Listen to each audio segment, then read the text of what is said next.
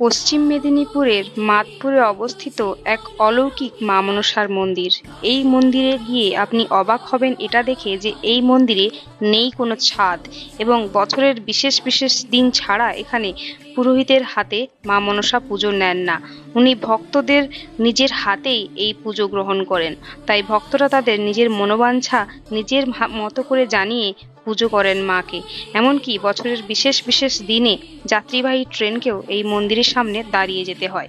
এখানে যেতে হলে মেদিনীপুর বা খড়গপুরগামী যে কোনো ট্রেন ধরে আপনারা সোজা মাদপুর স্টেশনে পৌঁছে যান।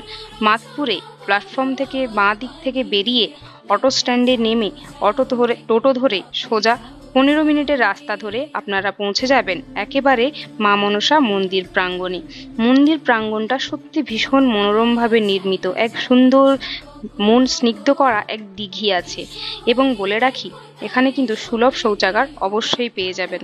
তাই অনেক দূর থেকে যে ভক্তরা যাবেন তাদের ক্ষেত্রে কিন্তু কোনো অসুবিধার বিষয় বলে মনে হয় না।